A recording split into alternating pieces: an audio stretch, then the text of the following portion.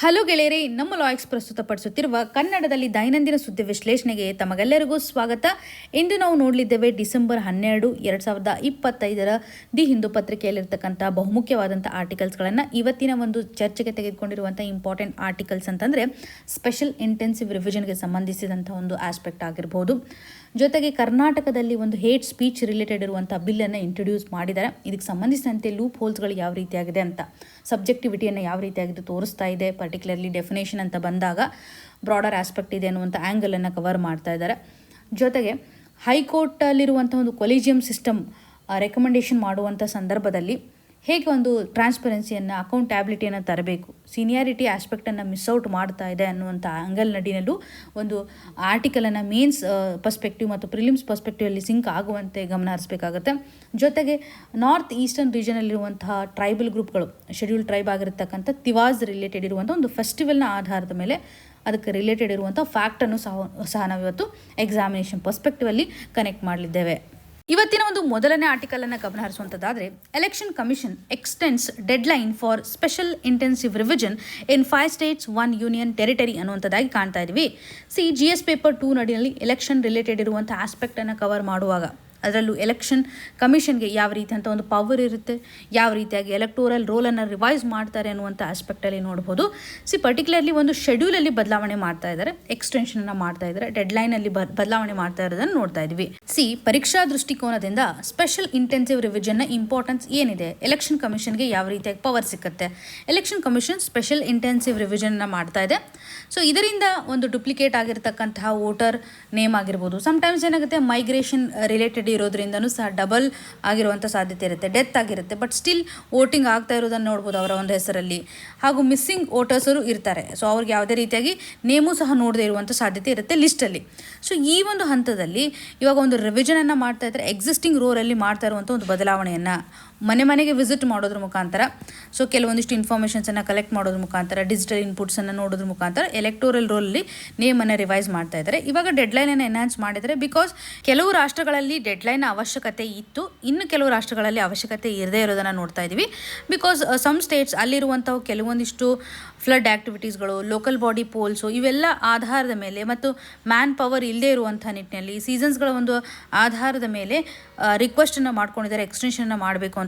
ಒಟ್ಟಾರೆಯಾಗಿ ಎಕ್ಸ್ಟೆನ್ಷನ್ ಮಾಡುವಂಥ ಸಂದರ್ಭದಲ್ಲಿ ಲಾಂಗೆಸ್ಟ್ ಎಕ್ಸ್ಟೆನ್ಷನ್ ಆಗಿರೋದೇನಂತಂದರೆ UPಗೆ ಆಗಿರೋದನ್ನು ನೋಡ್ತಾ ಇದ್ದೀವಿ. ಬಿಕಾಸ್ ಲಾರ್ಜೆಸ್ಟ್ ಎಲೆಕ್ಟೋರೇಟನ್ನು ಹೊಂದಿರತಕ್ಕಂಥ ಒಂದು ರಾಷ್ಟ್ರ ಅಂತಲೇ ಇದು ಅನಿಸ್ಕೊಳ್ಳುತ್ತೆ. ನಿಯರ್ಲಿ 15 ಕೋಟಿ ವೋಟರ್ಸ್ಗಳು ಇರೋದನ್ನು ನಾವು ನೋಡ್ತಾ ಇದ್ದೀವಿ. ಆ ಒಂದು ಹಂತದಲ್ಲಿ UPಗೆ ಸಾಕಷ್ಟು ಟೈಮನ್ನು ಕೊಟ್ಟಿದ್ದಾರೆ, ಕಾಲಾವಧಿಯನ್ನು ಕೊಟ್ಟಿದ್ದಾರೆ ಅಂತಲೇ ಇಲ್ಲಿ ನಾವು ಗಮನಿಸ್ಬೋದು. ಎಕ್ಸಾಮಿನೇಷನ್ ಪರ್ಸ್ಪೆಕ್ಟಿವಲ್ಲಿ ಇದಕ್ಕೆ ಸಂಬಂಧಪಟ್ಟಂತಹ ಕೆಲವೊಂದಿಷ್ಟು ಫ್ಯಾಕ್ಚುಯಲ್ ಇನ್ಫಾರ್ಮೇಷನ್ ಅಂತಂದರೆ, ಇವಾಗ ಎಲೆಕ್ಷನ್ ಕಮಿಷನ್ಗೆ ರಿಲೇಟೆಡ್ ಇರುವಂಥ ಒಂದು ಆರ್ಟಿಕಲ್ 324 ನಡಿನಲ್ಲಿ ಏನು ಮಾಡ್ತಾ ಇದೆ ಅಂತಂದರೆ, ಇದು ಎಲೆಕ್ಟೋರಲ್ ರೋಲನ್ನು ರಿವೈಸ್ ಮಾಡ್ತಾ ಇದೆ, ಸೂಪರ್ವೈಸ್ ಮಾಡ್ತಾ ಇದೆ ಅನ್ನುವಂಥ ಆಸ್ಪೆಕ್ಟನ್ನು ನೋಡ್ಬೋದು. ಇದರೊಂದಿಗೆ ರಿಪ್ರೆಸೆಂಟೇಷನ್ ಆಫ್ ಪೀಪಲ್ ಆ್ಯಕ್ಟ್ ಅಂತ ನೋಡ್ತೇವೆ 1950 ನಡಿನಲ್ಲಿ, ಪರ್ಟಿಕ್ಯುಲರ್ಲಿ ಒಂದು ಲೀಗಲ್ ಬೇಸಿಸನ್ನು ಪ್ರೊವೈಡ್ ಮಾಡ್ತಕ್ಕಂಥ ಆ್ಯಕ್ಟ್ ಅಂತಲೇ ಹೇಳ್ಬೋದು. ಎಲೆಕ್ಟೋರಲ್ ರೋಲನ್ನು ರಿವೈಸ್ ಮಾಡುವಂಥ ಸಂದರ್ಭದಲ್ಲಿ ಒಂದು ಬೇಸಿಸನ್ನು ಪ್ರೊವೈಡ್ ಮಾಡ್ತಾ ಇದೆ ಅಂತ. ಅಗೇನ್ ಇಲ್ಲಿರುವಂಥ ಒಂದು section representation of people act 950. ಇದರಡಿನಲ್ಲಿ ಪರ್ಟಿಕ್ಯುಲರ್ಲಿ ಎಲೆಕ್ಟೋರಲ್ ರಿವೈಸ್ ಮಾಡ್ತಿದ್ದೀವಲ್ಲ, ಇದಕ್ಕೆ ಸಂಬಂಧಿಸಿದಂಥ ಒಂದು ಡೆಡ್ಲೈನನ್ನು ಕೊಟ್ಟಿದ್ದಾರೆ. ಎವ್ರಿ ಇಯರ್ ರಿವಿಷನ್ ಮಾಡುವಂಥ ಆಸ್ಪೆಕ್ಟ್ನ ಆಧಾರದ ಮೇಲೆ January 1 ಅಂತ ನಾವು ಕನ್ಸಿಡರ್ ಮಾಡ್ತಾ ಇದ್ದೀವಿ. ಇಲ್ಲಿ ಪರ್ಟಿಕ್ಯುಲರ್ಲಿ ಸೆಕ್ಷನ್ 15 ನಮ್ಗೆ ಹೇಳ್ತಾ ಇದೆ electoral roll revise every year ಬೇಸಿಸ್ನ ಆಧಾರದ ಮೇಲೆ ಮಾಡಬೇಕು ಅಂತ. ವಿತ್ ಕ್ವಾಲಿಫೈಯಿಂಗ್ ಡೇಟ್ ಅಂತ ಕೊಟ್ಟಿದ್ದಾರೆ, January 1 ಕ್ವಾಲಿಫೈಯಿಂಗ್ ಡೇಟ್ ಅಂತಲೇ ಹೇಳ್ಬೋದು. ಎಲೆಕ್ಟೋರಲ್ ರೋಲ್ ಅಂತ ರಿವಿಷನ್ ಮಾಡುವಾಗ ಇವಾಗ ನಾವು ನೋಡಿದ್ವಿ, ಇದರಲ್ಲಿ ಟೈಪ್ಸ್ಗಳಿದ್ದಾವೆ. ಒಂದು ಸ್ಪೆಷಲ್ ಇಂಟೆನ್ಸಿವ್ ರಿವಿಷನ್ ಅಂತ ನೋಡಿದ್ವಿ. ಇಲ್ಲಿ ಹೌಸ್ ಟು ಹೌಸ್ ವಿಸಿಟ್ ಮಾಡ್ತಾ ಇದ್ದಾರೆ, ಅಲ್ಲಿ ಹೋಗ್ಬಿಟ್ಟು ಅವ್ರಿಗೆ ಒಂದು ಇನ್ಫಾರ್ಮೇಷನ್ಸನ್ನು ಕಲೆಕ್ಟ್ ಮಾಡೋದಾಗಲಿ, ಕ್ಲಿಯರಾಗಿ ಒಂದು ರಿಕ್ವೈರ್ಮೆಂಟ್ಸ್ ಏನಿರುತ್ತೆ ಕ್ಲೀನ್ ಮಾಡ್ತಿದ್ದಾರೆ ಕಂಪ್ಲೀಟಾಗಿ ಒಂದು ಎಲೆಕ್ಟೋರಲ್ ರೋಲ್ ಅಂತಲೇ ಹೇಳ್ಬೋದು. ಇದರೊಂದಿಗೆ ಸ್ಪೆಷಲ್ ಸಮ್ಮರಿ ರಿವಿಷನ್ ಅಂತಲೂ ಗಮನ ಹರಿಸ್ಬೋದು. ಸ್ಪೆಷಲ್ ಸಮ್ಮರಿ ರಿವಿಷನ್ ಅಂತಂದರೆ ಕೆಲವೊಂದಿಷ್ಟು ಎಲೆಕ್ಷನ್ ಪ್ರೊಸೆಸಿಗೆ ಮಾತ್ರ ಇದನ್ನು ಅವರು ಯೂಸ್ ಮಾಡ್ಕೋತಾರೆ ಅಂತ ಹೇಳ್ಬೋದು. ಇನ್ನೊಂದು ಆ್ಯನ್ಯುವಲ್ ಸಮ್ಮರಿ ರಿವಿಷನ್ ಅಂತ ಹೇಳ್ತೀವಿ, ಎವ್ರಿ ಇಯರ್ ಇದನ್ನು ಮಾಡೋದಾಗಿ ನಾವು ಗಮನ ಹರಿಸ್ತಾ ಇದ್ವಿ. ಇಂಪಾರ್ಟೆಂಟ್ಲಿ ಎಲೆಕ್ಟೋರಲ್ ರೋಲನ್ನು ರಿವಿಷನ್ ಮಾಡುವಂಥ ಸಂದರ್ಭದಲ್ಲಿ ಸ್ಪೆಷಲ್ ಇಂಟೆನ್ಸಿವ್ ರಿವಿಷನ್ ಅಂತ ಕಾಣ್ಬೋದು, ಸ್ಪೆಷಲ್ ಸಮ್ಮರಿ ರಿವಿಷನ್ ಅಂತ ಆಗಿರ್ಬೋದು, ಆ್ಯನ್ಯುವಲ್ ಸಮ್ಮರಿ ರಿವಿಷನ್. ಇದು ಇಂಪಾರ್ಟೆಂಟು, 3 ಟೈಪನ್ನು ನಾವು ನೋಡ್ತಾ ಇದ್ದೀವಿ. ಇವಾಗ ಒಂದು ಡೇಟ್ ಏನಿತ್ತು ಅರ್ಲಿಯರ್ ಜನವರಿ 1 ಇರೋದನ್ನು ನೋಡ್ತಾ ಇದ್ದೀವಿ. ಸೊ ಅಗೇನ್ ಆ ಒಂದು ಡೇಟನ್ನು ರಿವೈಸ್ ಮಾಡ್ತಾ ಬರ್ತಾ ಇರೋದನ್ನು ಗಮನ ಹರಿಸ್ಬೋದು. ಇವಾಗ ಪ್ರಸ್ತುತವಾಗಿಯೂ ಸಹ ಕೆಲವೊಂದು ಡೆಡ್ಲೈನನ್ನು ಚೇಂಜ್ ಮಾಡಿದ್ದಾರೆ ಬಿಕಾಸ್ ಸ್ಟೇಟ್ ರಿಕ್ವೆಸ್ಟ್ ಮಾಡ್ತಾ ಇರೋದಂತ. ಸೊ ಪ್ರಸ್ತುತವಾಗಿ ರಿವೈಸ್ ಮಾಡ್ತಾ ಇರುವಂತಹ ಈ ಒಂದು ಎಲೆಕ್ಟೋರಲ್ ರೋಲ್ ಕಾನ್ಸ್ಟಿಟ್ಯೂಯನ್ಸಿ ವೈಸ್ ಮಾಡ್ತಾ ಇದ್ದಾರೆ ಅಂತಲೇ ಗಮನ ಹರಿಸ್ಬೋದು. ಸೊ ಇಲ್ಲಿ ನಿಮಗೊಂದು ಸಿಂಪಲ್ ಕ್ವಶನ್ ಅಂತ ಕೇಳುವಂಥದ್ದಾದರೆ, ನಾವು ಈ ಎಲೆಕ್ಷನ್ ಕಮಿಷನ್ ಅಂತ ಬಂದಾಗ ಸಂವಿಧಾನದ ಯಾವ ಭಾಗದಲ್ಲಿ ಕನ್ಸಿಡರ್ ಮಾಡ್ತೀವಿ, ಯಾವ ಪಾರ್ಟಲ್ಲಿದೆ, ಇದು ಫ್ಯಾಕ್ಚುಯಲ್ ಇನ್ಫಾರ್ಮೇಷನ್ ಕಮೆಂಟ್ ಸೆಕ್ಷನಲ್ಲಿ ಮೆನ್ಷನ್ ಮಾಡಿ. ಸೊ ಇದರ ಇಂಪಾರ್ಟೆನ್ಸನ್ನು ನೀವು ಇಲ್ಲಿ ಅರ್ಥ ಮಾಡ್ಕೋಬೇಕಷ್ಟೇ. ಯಾಕೆ ನಾವು ಸ್ಪೆಷಲ್ ಇಂಟೆನ್ಸಿವ್ ರಿವಿಷನ್ನ ಪ್ರಿಫರ್ ಮಾಡ್ತಾ ಇದ್ದೀವಿ ಅನ್ನೋದನ್ನು ಗಮನ ಹರಿಸುವಂಥದ್ದು. ಇನ್ನು ಮುಂದಿನದಾಗಿ playing to the gallery, Karnataka's hate crimes bill is a threat to free speech. ಈ ಒಂದು ಇಶ್ಯೂವನ್ನು GS ಪೇಪರ್ 2 ನಡಿನಲ್ಲಿ ಇಂಪಾರ್ಟೆಂಟ್ ಬಿಲ್ಸ್ ಅಂಡ್ ಆಕ್ಟ್ ಅಲ್ಲಿ ಕನ್ಸಿಡರ್ ಮಾಡಬಹುದು. ರೈಟ್ಸ್ಗೆ ಸಂಬಂಧಪಟ್ಟಂತಹ ಇಶ್ಯೂವನ್ನು ನಾವಿಲ್ಲಿ ಗಮನ ಹರಿಸ್ತಾ ಇದ್ದೀವಿ. ಯಾವ ರೀತಿಯಾಗಿ ಈ ಬಿಲ್ ಒಂದು ಸ್ಪೀಚ್ಗೆ ಥ್ರೆಟ್ಟನ್ನು ಕ್ರಿಯೇಟ್ ಮಾಡ್ತಾ ಇದೆ, ಫ್ರೀ ಸ್ಪೀಚ್ಗೆ ಸಂಬಂಧಪಟ್ಟಂಥ ಕ್ವಶನ್ ಮಾರ್ಕನ್ನು ಕ್ರಿಯೇಟ್ ಮಾಡ್ತಾ ಇದೆ ಅಂತ ನಾವಿಲ್ಲಿ ನೋಡಬೇಕು. ಬಿಲ್ಲಲ್ಲಿರುವಂಥ ಕೆಲವೊಂದಿಷ್ಟು ಪ್ರೊವಿಷನ್ಸನ್ನು ನಾವು ಮೊದಲು ಕಣ್ಣು ಹಾಸಬೇಕಾಗುತ್ತೆ. ಸೊ ಇಲ್ಲಿ ನೋಡಿ, ಕರ್ನಾಟಕ ಹೇಟ್ ಕ್ರೈಮ್ಸ್ ಪ್ರಿವೆನ್ಷನ್ ಬಿಲ್ಲನ್ನು 2025 ಬಿಲ್ಲನ್ನು ಇವಾಗ ತರಲಿಕ್ಕೆ ಮುಂದಾಗ್ತಾ ಇರುವಂಥದ್ದು. ಸೊ ಇಲ್ಲಿ ಒಂದು ಡೆಫಿನೇಷನನ್ನು ಕೊಡ್ತಾ ಇದ್ದಾರೆ. ಹೇಟ್ ಸ್ಪೀಚ್ ಅಂದರೆ ಏನು, ಹೇಟ್ ಮೋಟಿವೇಟೆಡ್ ಆ್ಯಕ್ಟ್ ಅಂದರೆ ಏನು ಅನ್ನುವಂಥದ್ದಾಗಿ. ಸೊ ಯಾವ ಒಂದು ಆಸ್ಪೆಕ್ಟ್ ನಡೆಯಲ್ಲಿ ನಾವು ಹೇಟ್ ಸ್ಪೀಚ್ ಅಂತ ಕನ್ಸಿಡರ್ ಮಾಡ್ತೀವಿ, ಹೇಟ್ ಮೋಟಿವೇಟೆಡ್ ಆ್ಯಕ್ಟ್ಸ್ ಅಂತ ಯಾವ ರೀತಿಯಾಗಿ ಕನ್ಸಿಡರ್ ಮಾಡ್ತಾ ಇದ್ದೀವಿ ಅಂತ. ಸೊ ಇಲ್ಲಿ ಒಂದು ವೇಳೆ ಯಾವುದಾದ್ರೂ ವೈಲೆನ್ಸನ್ನು ಕ್ರಿಯೇಟ್ ಮಾಡುವಂಥ ಆಸ್ಪೆಕ್ಟ್ ಆಗಿರ್ಬೋದು, ಅಥವಾ ಡಿಸ್ಹಾರ್ಮನಿಯನ್ನು ಕ್ರಿಯೇಟ್ ಮಾಡುವಂಥದ್ದು. ಫಾರ್ ಎಕ್ಸಾಂಪಲ್ ಇವಾಗ ನೋಡಿ, ರಿಲಿಜನ್ ಆಸ್ಪೆಕ್ಟ್ನ ಆಧಾರದ ಮೇಲೆ ಸಾಕಷ್ಟು ವೈಲೆನ್ಸ್ ಕ್ರಿಯೇಟ್ ಆಗ್ಬೋದಲ್ಲ, ಏನಾದರೂ ಒಂದು ಸ್ಟೇಟ್ಮೆಂಟನ್ನು ಕೊಟ್ಟರೆ ಅವಾಗೂ ಸಹ ಒಂದು ಡಿಸ್ಹಾರ್ಮನಿ ಕ್ರಿಯೇಟ್ ಆಗುತ್ತೆ. ರೇಸ್ನ ಆಧಾರದ ಮೇಲೆ ಇರ್ಬೋದು, ರಿಲಿಜನ್ ಆಗಿರ್ಬೋದು, ರೇಸ್ ಆಗಿರ್ಬೋದು, ಕಾಸ್ಟ್ ರಿಲೇಟೆಡ್ ಇರುವಂತನೂ ಸಹ ಸಾಕಷ್ಟು ಗಲಭೆಗಳಾಗ್ತಾ ಇದ್ದಾವೆ. ಈವನ್ ಜೆಂಡರ್ ಆಸ್ಪೆಕ್ಟ್ ಅಂತ ಗಮನ ಹರಿಸಿದಾಗೂ ಸಹ ಇಶ್ಯೂಸ್ಗಳಾಗ್ತವೆ. ಸೆಕ್ಷುವಲ್ ಓರಿಯೆಂಟೇಷನ್ ಆಧಾರದ ಮೇಲೂ ಸಹ ಇವಾಗ ವೈಲೆನ್ಸ್ ಕ್ರಿಯೇಟ್ ಆಗುವಂಥ ಸಾಧ್ಯತೆ ಇರುತ್ತೆ. ಸೊ ಒಂದು ಡೆಫಿನೇಷನ್ನ ಕೊಟ್ಟಿದ್ದಾರೆ. ಈ ಎಲ್ಲ ಆಸ್ಪೆಕ್ಟನ್ನು ಕನ್ಸಿಡರ್ ಮಾಡೋದ್ರ ಮುಖಾಂತರ, ಒಬ್ಬ ವ್ಯಕ್ತಿಯನ್ನು ಟಾರ್ಗೆಟ್ ಮಾಡೋದ್ರ ಮುಖಾಂತರ ಏನಾದರೂ ಹೇಟ್ ಆಸ್ಪೆಕ್ಟ್ ಕ್ರಿಯೇಟ್ ಆಗಿದ್ರೆ, ವೈಲೆನ್ಸ್ ಆಸ್ಪೆಕ್ಟ್ ಕ್ರಿಯೇಟ್ ಆಗಿದ್ರೆ, ಡಿಸ್ಹಾರ್ಮನಿ ಕ್ರಿಯೇಟ್ ಆಗಿರುವಂಥ ಸಂದರ್ಭದಲ್ಲಿ ನಾವು ಅದನ್ನು ಪನಿಷ್ ಮಾಡಬೇಕು, ಕ್ರಿಮಿನಲೈಸ್ ಮಾಡಬೇಕು ಅನ್ನುವಂಥದ್ದಾಗಿ ಕನ್ಸಿಡರೇಷನನ್ನು ಮಾಡ್ತಾ ಇದ್ದಾರೆ. ಬಟ್ ಇವಾಗ ನೋಡಿ, ಇದೊಂದು ಕಾಂಟ್ರವರ್ಷಿಯನ್ನು ಕ್ರಿಯೇಟ್ ಮಾಡ್ತಾ ಇದೆ. ವೈ? ಬಿಕಾಸ್ ಇವಾಗ ನೋಡಿ, ಹಾರ್ಮನಿ, ಹೇಟ್ ಈ ರೀತಿಯಂಥ ವರ್ಡ್ ಏನಿದೆ ತುಂಬ ಸಬ್ಜೆಕ್ಟಿವ್ ಆಗಿ, ನೀವು ಇವಾಗ ಯಾವ ಆಸ್ಪೆಕ್ಟ್ನ ಆಧಾರದ ಮೇಲೆ ಒಂದು ರಿಲಿಜನ್ ಮೇಲೆ ಥ್ರೆಟ್ಟನ್ನು ಕ್ರಿಯೇಟ್ ಮಾಡಿದೆ ಅಂತ ಹೇಳ್ತೀರಾ, ಅಲ್ಲ ಒಬ್ಬ ವ್ಯಕ್ತಿಯ ಪರ್ಸ್ಪೆಕ್ಟಿವ್ ಇನ್ನೊಂದು ವ್ಯಕ್ತಿಯ ಪರ್ಸ್ಪೆಕ್ಟಿವ್ ಅಂತ ಕನ್ಸಿಡರ್ ಮಾಡೋದು ತುಂಬ ಡಿಫ್ರೆಂಟ್ ಆಗಿರುತ್ತೆ. ಸೊ ಇಲ್ಲಿ ಒಂದು ಯಾವುದೇ ರೀತಿಯಂಥ ಆಬ್ಜೆಕ್ಟಿವಿಟಿ ಇಲ್ಲ, ಓನ್ಲಿ ಸಬ್ಜೆಕ್ಟಿವ್ ಅಂತಲೇ ಹೇಳ್ಬೋದಲ್ವಾ. ಸೊ ಇಲ್ಲಿ ಒಂದು ರಿಸ್ಕನ್ನು ಕ್ರಿಯೇಟ್ ಮಾಡ್ತಾ ಇದೆ, ಬಿಕಾಸ್ ಈ ಒಂದು ಡೆಫಿನೇಷನ್ ಅನ್ನೋದೇ ರಿಸ್ಕನ್ನು ಕ್ರಿಯೇಟ್ ಮಾಡ್ತಾ ಇದೆ. ಸೊ ಇದರಿಂದ ಒಂದು ಸ್ಟೇಟ್ ಕಂಟ್ರೋಲ್ ಮಾಡಲಿಕ್ಕೆ ಟ್ರೈ ಮಾಡ್ತಾ ಇರುವಂಥದ್ದನ್ನು ನಾವು ಗಮನ ಹರಿಸ್ಬೋದು. ಬಿಕಾಸ್ ನೋಡಿ, ಇಲ್ಲಿ ಬ್ರಾಡರ್ ಆಸ್ಪೆಕ್ಟ್ ಇದೆ, ಒಂದು ಜನರಲಿಸ್ಟಿಕ್ ಆಗಿರ್ತಕ್ಕಂಥ ಆಸ್ಪೆಕ್ಟನ್ನು ಕೊಟ್ಟಿದ್ದಾರೆ, ಟೂ ಬ್ರಾಡ್ ಅಂತಲೇ ಹೇಳ್ಬೋದು. ಸೊ ಈ ಒಂದು ಆಸ್ಪೆಕ್ಟ್ ಅಂತಲೇ ನಾವು ನೋಡಿದಾಗ ಪರ್ಟಿಕ್ಯುಲರ್ಲಿ ಯಾವ ಸ್ಟೇಟ್ಮೆಂಟು ಯಾರಿಗೆ ಯಾವ ರೀತಿಯಾಗಿ ಹರ್ಟ್ ಮಾಡುತ್ತೆ, ಇದು ವೆರಿ ಸಬ್ಜೆಕ್ಟಿವ್ ಅನ್ನೋದೇ ಇಲ್ಲಿ ಕ್ವಶನ್ ಮಾರ್ಕ್ ಅಲ್ವಾ. ಇದರೊಂದಿಗೆ ಆಲ್ರೆಡಿ IPC ಕೆಲವೊಂದಿಷ್ಟು ಪ್ರೊವಿಷನ್ಸ್ಗಳು, IPC 153A ಆಗಿರ್ಬೋದು, 295A ಆಗಿರ್ಬೋದು, 505. ಸೊ ಇವೆಲ್ಲವೂ ಸಹ ಜನರಲಿ ಆಲ್ರೆಡಿ ಒಂದು ಲಾ ಇದೆ, ಇದರಲ್ಲಿ ಸರಿಯಾದಂಥ ಒಂದು ಸ್ಪೀಚ್ಗೆ ಸಂಬಂಧಪಟ್ಟಂತಹ ಇಶ್ಯೂಸನ್ನು ಅಡ್ರೆಸ್ ಮಾಡಲಿಕ್ಕೆ ಇವಾಗ ತರ್ತಾ ಇರುವಂತಹ ಒಂದು ಬಿಲ್ ಕಾಂಟ್ರವರ್ಷಿಯನ್ನು ಕ್ರಿಯೇಟ್ ಮಾಡೋದು. ಬಿಕಾಸ್ ಇಲ್ಲಿ ನೋಡಿ, ಸಂವಿಧಾನಾತ್ಮಕವಾಗಿ ನಾವು ಕನ್ಸಿಡರ್ ಮಾಡುವಂಥದ್ದಾದರೆ ನಮ್ಮ ಒಂದು ಎಕ್ಸ್ಪ್ರೆಷನನ್ನು ಇದು ರಿಸ್ಟ್ರಿಕ್ಷನ್ ಮಾಡುತ್ತೆ ಅಂತಲೇ ಹೇಳ್ಬೋದು. ಆರ್ಟಿಕಲ್ 19 ಸಬ್ ಕ್ಲಾಸ್ 1 ಹಾಗೂ ಸಬ್ ಕ್ಲಾಸ್ ಏನಡಿಯಲ್ಲಿ ನೋಡುವಂಥದ್ದಾದರೆ ನಮಗೆ ಒಂದು ಗ್ಯಾರಂಟಿ ಇದೆ ಫ್ರೀ ಆಫ್ ಸ್ಪೀಚ್ ಆ್ಯಂಡ್ ಎಕ್ಸ್ಪ್ರೆಷನ್ಗೆ ಸಂಬಂಧಪಟ್ಟಂತೆ ಅಲ್ವಾ. ಸೊ ಇದರಲ್ಲಿ ಕೆಲವೊಂದಿಷ್ಟು ಎಕ್ಸೆಪ್ಷನ್ಸನ್ನು ನಾವು ನೋಡ್ಬೋದು. ಸಬ್ ಕ್ಲಾಸ್ 2 ಅಂತ ಬಂದಾಗ ಇಲ್ಲಿ ರೀಸನೇಬಲ್ ರಿಸ್ಟ್ರಿಕ್ಷನ್ಸ್ ಇರುತ್ತೆ. ರೀಸನೇಬಲ್ ರಿಸ್ಟ್ರಿಕ್ಷನ್ಸ್ ಅಂದಾಗ ಗೌರ್ಮೆಂಟ್ ರಿಸ್ಟ್ರಿಕ್ಟ್ ಮಾಡ್ಬೋದು ಸ್ಪೀಚ್ಗೆ ಸಂಬಂಧಪಟ್ಟಂತೆ. ಒಂದು ಪಬ್ಲಿಕ್ ಆರ್ಡರ್ ಇರಬೇಕು, ಮೊರಾಲಿಟಿ ಆಧಾರದ ಮೇಲೆ, ಡೀಸೆನ್ಸಿ ಆಗಿರ್ಬೋದು, ಸೆಕ್ಯೂರಿಟಿ ಕಂಟೆಸ್ಟ್ನ ಆಧಾರದ ಮೇಲೆ ಇರ್ಬೋದು, ಡಿಫಮೇಷನ್ಗೆ ಸಂಬಂಧಪಟ್ಟಂತೆ, ಕಂಟೆಂಪ್ಟ್ ಆಫ್ ಕೋರ್ಟ್ಗೆ ರಿಲೇಟೆಡ್ ಇರುವಂತೆ ಗಮನಿಸ್ಬೋದು. ಸೊ ಇವೆಲ್ಲ ಸರ್ಟನ್ ಸಿಚುವೇಶನ್ನ ಆಧಾರದ ಮೇಲೂ ಸಹ ಅಗೇನ್ ಇನ್ನೊಂದು ಏನಂತಂದರೆ ಇಂಪಾರ್ಟೆಂಟ್ಲಿ ಫಾರಿನ್ ಸ್ಟೇಟ್ಸ್ಗೆ ಸಂಬಂಧಪಟ್ಟಂತೆ ರಿಲೇಷನ್ಸ್ ಇರುತ್ತಲ್ಲ, ಇದನ್ನು ಮರೆಯೋಂಗಿಲ್ಲ. ಸೊ ಈ ಒಂದು ಹಂತದಲ್ಲಿ ಸರ್ಕಾರ ರಿಸ್ಟ್ರಿಕ್ಷನ್ ಮಾಡಲಿಕ್ಕೆ ಸಾಧ್ಯತೆ ಇದೆ. ಈವನ್ ಸುಪ್ರೀಂ ಕೋರ್ಟು ಸಹ ಈ ಒಂದು ಇಶ್ಯೂಗೆ ಸಂಬಂಧಪಟ್ಟಂತೆ ಕ್ಲಾರಿಫಿಕೇಶನ್ ಅನ್ನು ಕೊಡಲಿಕ್ಕೆ ಟ್ರೈ ಮಾಡಿದ್ದಾರೆ. 2 ಇಂಪಾರ್ಟೆಂಟ್ ಕೇಸ್ ಅಂತ ನೋಡೋದಾದರೆ 2015ರಲ್ಲಿ ತಂದಿರುವಂತಹ Shreya Singhal versus union of India ಈ ಒಂದು ಕೇಸ್ ನಡಿನಲ್ಲೂ ಸಹ ಸೆಕ್ಷನನ್ನು ಸ್ಟಕ್ ಡೌನ್ ಮಾಡಿರೋದಾಗಿ ಸೆಕ್ಷನ್ 66A IT ಆ್ಯಕ್ಟ್ಗೆ ಸಂಬಂಧಪಟ್ಟಂತೆ ಒಂದು ಸ್ಟಕ್ ಡೌನ್ ಮಾಡಿರೋದಾಗಿ ಬಿಕಾಸ್ ಆಫ್ ವೇಗ್ನೆಸ್ ಇಲ್ಲಿ ಒಂದು ರಿಸ್ಟ್ರಿಕ್ಷನ್ಸನ್ನು ಮಾಡಿದ್ದಾರೆ. ಸೊ ಯಾವುದೇ ರೀತಿಯಾಗಿ ಸ್ಪೀಚ್ ರಿಲೇಟೆಡ್ ಇರತಕ್ಕಂಥ ರಿಸ್ಟ್ರಿಕ್ಷನ್ ಮಾಡಿರ್ತಾರಲ್ಲ, ಸೊ ಒಂದು ಕ್ಲಾರಿಟಿ ಇರಬೇಕು. ಸೊ ಒಂದು ವೇಳೆ ನಾವು ರಿಸ್ಟ್ರಿಕ್ಷನ್ ಮಾಡ್ತಾ ಇದ್ದೀವಿ ಅಂತಂದರೆ ಯಾಕೆ ರಿಸ್ಟ್ರಿಕ್ಷನ್ ಮಾಡ್ತಾ ಇದ್ವಿ, ಒಂದು ವೇಳೆ ಆ ವ್ಯಕ್ತಿ ಮಾತಾಡಿರೋದು ಯಾವುದೇ ರೀತಿಯಾಗಿ ವೈಲೆನ್ಸನ್ನು ಕ್ರಿಯೇಟ್ ಮಾಡ್ತಾ ಇಲ್ಲ ಅಂತಂದರೆ ರಿಸ್ಟ್ರಿಕ್ಷನ್ ಮಾಡೋದು ತಪ್ಪಾಗುತ್ತೆ ಅಂತ ಹೇಳ್ತಾ ಇದ್ದಾರೆ. ಸೊ ಹಾಗಾಗಿ ಫ್ರೀಡಮ್ ಆಫ್ ಸ್ಪೀಚ್ ಆ್ಯಂಡ್ ಎಕ್ಸ್ಪ್ರೆಷನ್ಗೆ ಸಂಬಂಧಪಟ್ಟಂತೆ ಒಂದು ಸಪೋರ್ಟನ್ನು ಮಾಡಲಿಕ್ಕೆ ಈ ಒಂದು ಕೇಸ್ ಸಹಕಾರಿಯಾಗಿರೋದಾಗಿ Shreya Singhal versus union of India. And 2014 ಇನ್ನೊಂದು ಇಂಪಾರ್ಟೆಂಟ್ ಕೇಸ್ ಅಂತಂದರೆ ಪ್ರವಾಸಿ ಬಲಾಯ್ ಸಂಘಟನ್ ಕೇಸ್. ಸೊ ಈ ಒಂದು ಸಂಘಟನ್ ಕೇಸ್ ನಡಿನಲ್ಲೂ ಸಹ ಸುಪ್ರೀಂ ಕೋರ್ಟು ಹೇಟ್ ಸ್ಪೀಚ್ಗೆ ಸಂಬಂಧಪಟ್ಟಂತೆ ರೆಫ್ಯೂಸ್ ಮಾಡಿರ್ತಾರೆ. ಬಿಕಾಸ್ ಇಲ್ಲಿ ಪ್ರಾಪರ್ ಆಗಿರುವಂಥ ಒಂದು ಡೆಫಿನೇಷನ್ ಆಧಾರದ ಮೇಲೆ ಇಲ್ಲ. ಬಿಕಾಸ್ ಈ ಒಂದು ಡೆಫಿನೇಷನ್ ವೆರಿ ಸಬ್ಜೆಕ್ಟಿವ್ ಇದೆ, ಕಾಂಪ್ಲೆಕ್ಸಿಟಿಯನ್ನು ಕ್ರಿಯೇಟ್ ಮಾಡುತ್ತೆ ಅನ್ನುವಂತಹ ನಿಟ್ಟಿನಲ್ಲಿ ಇದರೊಂದಿಗೆ 2020 ಇರುವಂಥ important case okay Amish Devgan union of India case very important ಅಂತಲೇ ಹೇಳ್ಬೋದು. ಇಲ್ಲಿ ಪರ್ಟಿಕ್ಯುಲರ್ಲಿ ನಾವು ಹೇಟ್ ಸ್ಪೀಚನ್ನು ಕನ್ಸಿಡರ್ ಮಾಡುವಂಥ ಸಂದರ್ಭದಲ್ಲಿ ಯಾವ ಒಂದು ಸೆಕ್ಷನ್ನ ಟಾರ್ಗೆಟ್ ಮಾಡ್ತಿದ್ದೀವಿ ಅಂತ ಐಡೆಂಟಿಫೈ ಮಾಡಬೇಕು, ಅಥವಾ ಇಂಟೆನ್ಷನ್ ಏನಿದೆ ಇವೆಲ್ಲವನ್ನು ಸರಿಯಾಗಿ ಅನಲೈಸ್ ಮಾಡೋದ್ರ ಮುಖಾಂತರ ನಾವು ಕನ್ಸಿಡರೇಷನ್ ಮಾಡಬೇಕು. ಎಸ್, ಹೇಟ್ ಸ್ಪೀಚ್ಗೆ ಸಂಬಂಧಪಟ್ಟಂತೆ ಇಶ್ಯೂ ಆಗ್ತಾ ಇದೆ ಅಂತ. ಸೊ ಇಲ್ಲಿ ನಾವು ಏನು ಅರ್ಥ ಮಾಡ್ಕೋಬೇಕಾಗಿದೆ ಅಂತಂದರೆ ಥರ್ಡ್ ಕೇಸ್ ಅಮಿಷ್ ದೇವಗನ್ ಅಥವಾ ಯೂನಿಯನ್ ಆಫ್ ಇಂಡಿಯಾ ಕೇಸ್ ನಡಿನಲ್ಲಿ ಪರ್ಟಿಕ್ಯುಲರ್ಲಿ ನೋಡುವಂಥದ್ದಾದರೆ ಕಂಟೆಕ್ಸ್ಟನ್ನು ಅರ್ಥ ಮಾಡ್ಕೋಬೇಕು ಅಂತ ಸಮರೈಸ್ ಮಾಡ್ತಾರೆ. ಕಂಟೆಕ್ಸ್ಟ್ ಇಂಪಾರ್ಟೆಂಟ್ ಆಗುತ್ತೆ, ಅದರಿಂದ ಇಂಪ್ಯಾಕ್ಟ್ ಏನಿದೆ ಅಂತ ನಾವಿಲ್ಲಿ ಕನ್ಸಿಡರ್ ಮಾಡಬೇಕಾಗುತ್ತೆ. ಅದಾದ ಮೇಲೆ ನಾವು ಹೇಟ್ ಸ್ಪೀಚನ್ನು ಕನ್ಸಿಡರ್ ಮಾಡಬೇಕು. ಸೊ ಅದನ್ನು ನಾವು ಕ್ವಾಲಿಫೈಡ್ ಆಗಿದೆ, ಎಸ್ ಹೇಟ್ ಸ್ಪೀಚ್ ಅಂತ ಹೇಳಬಹುದು ಅಂತ ಇಲ್ಲಿ ಹೇಳಲಿಕ್ಕೆ 2020 ಸುಪ್ರೀಂ ಕೋರ್ಟ್ ಡೈರೆಕ್ಷನನ್ನು ನೀಡಿರೋದಾಗಿ, ಅಂದರೆ ಕೇಸ್ಗಳ ಮುಖಾಂತರ ಒಂದು ತನ್ನ ಒಪಿನಿಯನ್ ಇಲ್ಲಿ ತಿಳಿಸ್ಕೊಡುತ್ತೆ, ಫೈನಲ್ ಜಜ್ಮೆಂಟ್ಸನ್ನು ಇಲ್ಲಿ ಕೊಡುತ್ತೆ ಅಂತಲೇ ಹೇಳ್ಬೋದು. ಸೊ ಈ ಒಂದು ಬಿಲ್ಗೆ ಸಂಬಂಧಪಟ್ಟಂತೆ ರಿಸ್ಕ್ ಏನಿರಬಹುದು, ಪರ್ಟಿಕ್ಯುಲರ್ಲಿ ಒಂದು ಪೊಲಿಟಿಕಲ್ ಮಿಸ್ಯೂಸ್ ಆಗುವಂತಹ ಸಾಧ್ಯತೆ ಇರುತ್ತೆ. ಕೆಲವೊಂದಿಷ್ಟು ಸೆಕ್ಷನ್ ಆಫ್ ಸೊಸೈಟಿಯನ್ನು ಏನು ಮಾಡ್ಬೋದು, ಸೈಲೆನ್ಸ್ ಮಾಡ್ಬೋದಲ್ವಾ ಈ ಒಂದು ಹೇಟ್ ಸ್ಪೀಚನ್ನು ಯೂಸ್ ಮಾಡ್ಕೊಳ್ಳೋದ್ರ ಮುಖಾಂತರ. ಸಬ್ಜೆಕ್ಟಿವಿಟಿ ಇರೋದ್ರಿಂದನೂ ಸಹ ಇಲ್ಲಿ ನಾವು ಎಕ್ಸಾಕ್ಟ್ಲಿ ಹೇಳೋಕ್ಕಾಗಲ್ಲ ಹೇಟ್ ಸ್ಪೀಚ್ ಆಗಿದೆನೋ ಇಲ್ವೋ ಅನ್ನುವಂಥ ಆಸ್ಪೆಕ್ಟನ್ನು ನೋಡ್ಬೋದು. ಓವರ್ ಕ್ರಿಮಿನಲೈಸೇಷನ್ ಆಗುವಂಥ ಒಂದು ಸಾಧ್ಯತೆ ಇರುತ್ತೆ. ಸೊ ಸರಿಯಾಗಿ ಮಾತಾಡಿಲ್ಲ ಅಂತಂದರೆ ಅವ್ರನ್ನ ಕ್ರಿಮಿನಲ್ ಆಗಿ ಕನ್ಸಿಡರ್ ಮಾಡಬೇಕು ಅನ್ನುವಂಥದ್ದು ಆಸ್ಪೆಕ್ಟ್ ಇರುತ್ತೆ. ಸೊ ಇಲ್ಲಿ ಒಂದು ಅಜೆಂಡಾನೇ ತುಂಬ ಡಿಫ್ರೆಂಟ್ ಆಗುತ್ತೆ ಅಂತ ನಾವಿಲ್ಲಿ ಗಮನಿಸ್ಬೋದು. ಸೊ ಹಾಗಾಗಿ ಇದು ಕಂಪ್ಲೀಟಾಗಿ ಒಂದು ವಿಷಯಸ್ ಸೈಕಲಲ್ಲಿ ಕನ್ಸಿಡರ್ ಮಾಡಬಾರ್ದಲ್ವ.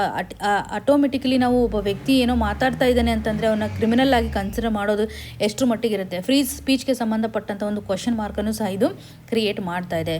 ಸೊ ಈ ಒಂದು ಲಾ ಏನಿದೆಯಲ್ಲ ಸಫಿಷಿಯೆಂಟ್ ಇಲ್ಲ. ಸೊ ಆಲ್ರೆಡಿ ಎಕ್ಸಿಸ್ಟಿಂಗ್ ಲಾಸ್ಗಳಿದ್ದಾವೆ. ಸೊ ಇಲ್ಲಿ ತರ್ತಾ ಇರುವಂಥ ಒಂದು ಹೈಲೈಟ್ಸ್ ನಡಿನಲ್ಲೂ ಸಹ ಸಬ್ಜೆಕ್ಟಿವಿಟಿ ಜಾಸ್ತಿ ಇದೆ ಅನ್ನುವಂಥದ್ದಾಗಿ ಆಥರ್ ಅವರು ಎಂಫಸಿಸ್ ಮಾಡ್ತಾ ಇದ್ದಾರೆ. ಇವಾಗ ಸರ್ಕಾರ ತಂದಿರುವಂತಹ ಈ ಒಂದು ಇನಿಷಿಯೇಟಿವ್ ಏನಾಗ್ತಾ ಇದೆ ಅಂದರೆ ಲೀಗಲಿ ಒಂದು ಡೇಂಜರಸ್ ಕಂಡೀಷನನ್ನು ಕ್ರಿಯೇಟ್ ಮಾಡ್ತಾ ಇದೆ. ಪೊಲಿಟಿಕಲಿ ಇದು ಕರೆಕ್ಟ್ ಅಂತ ಅನಿಸ್ಬೋದು, ಬಟ್ ಲೀಗಲಿ ಒಂದು ಡೇಂಜರಸ್ ಆಸ್ಪೆಕ್ಟನ್ನು ಕ್ರಿಯೇಟ್ ಮಾಡ್ತಾ ಇದೆ ಅಂತಲೇ ಹೇಳ್ಬೋದು. ಇಂಡಿವಿಜುವಲ್ ಲಿಬರ್ಟಿಗೆ ಇದು ಕ್ವಶನನ್ನು ಕ್ರಿಯೇಟ್ ಮಾಡ್ತಾ ಇದೆ. ವೈಲೆನ್ಸನ್ನು ತಡೆಗಟ್ಟೋದಕ್ಕೋಸ್ಕರನೇ ಹೇಟ್ ಸ್ಪೀಚ್ ಆಗಬಾರ್ದು ಅಂತ ಇನಿಷಿಯೇಟಿವ್ ತೆಗೆದುಕೊಂಡ್ರೂ ಸಹ ಇದು ಮುಂದಿನ ದಿನಗಳಲ್ಲಿ ಇಂಡಿವಿಜುವಲ್ ಲಿಬರ್ಟಿಗೆ ಥ್ರೆಟ್ ಕ್ರಿಯೇಟ್ ಮಾಡುತ್ತೆ ಅನ್ನುವಂಥ ಆ್ಯಂಗಲನ್ನು ಆಥರ್ ಅವರು ಕವರ್ ಮಾಡ್ತಾ ಇದ್ದಾರೆ. ಇನ್ನು ಮುಂದಿನದಾಗಿ the Madras high court must break its silence. ಈ ಒಂದು ಇಶ್ಯೂನ GS ಪೇಪರ್ 2 ನಡಿನಲ್ಲಿ ಪೊಲಿಟಿ ಸೆಕ್ಷನಲ್ಲಿ, ಅದರಲ್ಲೂ ಜುಡಿಷಿಯರಿ ಅಪಾಯಿಂಟ್ಮೆಂಟ್ ಆಸ್ಪೆಕ್ಟ್ನ ಆಧಾರದ ಮೇಲೆ ಸಂವಿಧಾನಾತ್ಮಕವಾಗಿರುವಂಥ ಒಂದು ಪ್ರೊವಿಷನ್ಸ್ಗಳಾಗಿರ್ಬೋದು. ಸೊ ಪ್ರಸ್ತುತವಾಗಿ ಏನು ಪ್ರೊಸೆಸನ್ನು ಫಾಲೋ ಮಾಡ್ತಾರೆ, ಇಲ್ಲಿ ಒಂದು ಕ್ವಶನ್ ಕ್ರಿಯೇಟ್ ಆಗಿದೆ. ಸೊ ಏನು ಒಂದು ಸೈಲೆನ್ಸ್ ಇದೆಯಲ್ಲ ಇದನ್ನು ಬ್ರೇಕ್ ಮಾಡಬೇಕು ಅನ್ನುವಂಥ ನಿಟ್ಟಲ್ಲಿ ಆಥರ್ ಅವರು ಎಂಫಸಿಸ್ ಮಾಡ್ತಾ ಇದ್ದಾರೆ. ಮೊದಲ ಹಂತದಲ್ಲಿ ಇವಾಗ ಹೈಕೋರ್ಟ್ ಜಡ್ಜಸ್ ಅಂತ ಬಂದಾಗ ಇವರನ್ನು ನೇಮಕಾತಿ ಮಾಡುವಂಥದ್ದು, ಅಪಾಯಿಂಟ್ಮೆಂಟ್ ಮಾಡುವಂಥ ಆಸ್ಪೆಕ್ಟನ್ನು ಸಪೋರ್ಟ್ ಮಾಡುವ ಆರ್ಟಿಕಲ್ 217 ನಡಿನಲ್ಲಿ ಹೈಕೋರ್ಟ್ ಜಡ್ಜಸನ್ನು ನೇಮಕಾತಿ ಮಾಡುವಂಥದ್ದಾಗಿ ಹೇಳುತ್ತೆ, ಅಪಾಯಿಂಟ್ಮೆಂಟ್ ರಿಲೇಟೆಡ್ ಇರುವಂತೆ.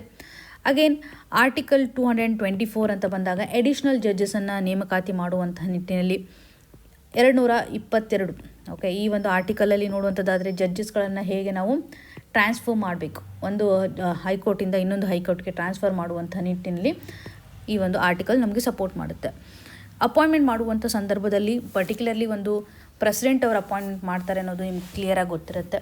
ಹೈಕೋರ್ಟ್ ಜಡ್ಜಸ್ಗಳನ್ನು ಅಪಾಯಿಂಟ್ಮೆಂಟ್ ಮಾಡೋದು ಪ್ರೆಸಿಡೆಂಟ್ ಅವರು. ಈ ಒಂದು ಪ್ರೆಸಿಡೆಂಟ್ ಅವರಿಗೆ ರೆಕಮೆಂಡೇಷನ್ ಮಾಡೋದು ಅಥವಾ ಪ್ರೆಸಿಡೆಂಟ್ ಅವರು ಯಾರು ಒಂದು ಕನ್ಸಲ್ಟೇಷನನ್ನು ತೆಗೆದುಕೊಳ್ತಾರೆ ಅಂತಂದರೆ CJI ಅವರ ಒಂದು ಕನ್ಸಲ್ಟೇಷನನ್ನು ತೆಗೆದುಕೊಳ್ತಾರೆ, ಗವರ್ನರ್ ಅವರ ಒಂದು ಕನ್ಸಲ್ಟೇಷನ್ ಆಗಿರ್ಬೋದು, ಹಾಗೂ ಒಂದು ಪರ್ಟಿಕ್ಯುಲರ್ ಹೈಕೋರ್ಟ್ ಇರುತ್ತಲ್ಲ ಆ ಹೈಕೋರ್ಟಲ್ಲಿ ಇರತಕ್ಕಂಥ ಚೀಫ್ ಜಸ್ಟಿಸ್ ಅವರ ಒಂದು ಕನ್ಸಲ್ಟೇಷನನ್ನು ತೆಗೆದುಕೊಳ್ತಾರೆ. ಸೊ ಅಪಾಯಿಂಟ್ಮೆಂಟ್ ಮಾಡುವಂಥ ಸಂದರ್ಭದಲ್ಲಿ ಇಲ್ಲಿ ಹೈಕೋರ್ಟ್ನಿಂದ ಒಂದು ಕೊಲಿಜಿಯಂ ಸೆಟಪ್ ಆಗಿರುತ್ತೆ.